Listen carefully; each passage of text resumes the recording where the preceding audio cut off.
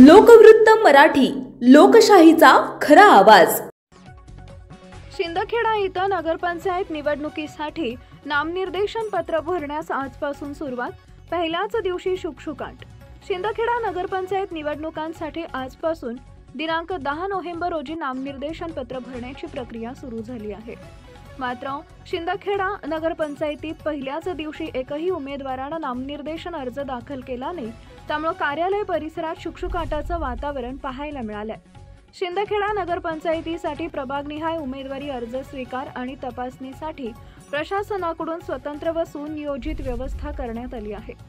नामनिर्देशन पत्र दाखल करण्यासाठी 2 स्वतंत्र पथकांची नियुक्ती करण्यात आली असून प्रभाग क्रमांक 1 ते 9 आणि प्रभाग क्रमांक 10 ते 17 अशा 2 गटात प्रक्रिया पार पडणार आहे।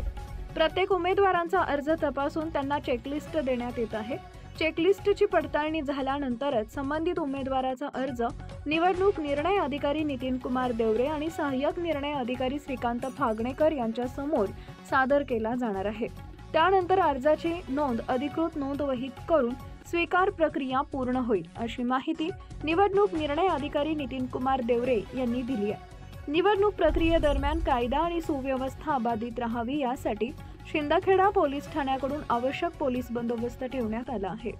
मुख्य संपादक भूषण पवार। पंचायत शिंदखेडा नॉमिनेशन प्रक्रियेला आज सुरुवात झालेली आहे 10 नोव्हेंबर रोजी। त्यापर्यंत पहिल्या दिवशी एकही अर्ज प्राप्त झालेला नाही, परंतु सर्व पदाधिकारी त्याचबरोबर पक्षाचे जे उमेदवार आहेत तर त्यांना आम्ही यापूर्वीच मीटिंगद्वारे आचारसंहिता आणि इतर प्रक्रियेबाबत सूचना दिलेल्या आहेत। त्याचबरोबर या कक्षामध्ये देखील आम्ही बाहेर 2 पथके बसवलेली आहेत। 2 पथकांच्या माध्यमातून वार्डनिहाय त्या ठिकाणी उमेदवारांचा अर्ज तपासून घेतला जाईल। त्यांना चेकलिस्टसुद्धा पुरवण्यात आलेली आहे आणि चेकलिस्ट ओके झाल्यानंतर ते आमच्याकडे मी आलो आणि हे आलो आहे तर आमच्याकडे तो अर्ज सादर करतील आणि त्यानंतर मग नोंदवहीमध्ये नोंद घेतल्यानंतर उमेदवाराचा अर्ज स्वीकारण्यात येईल।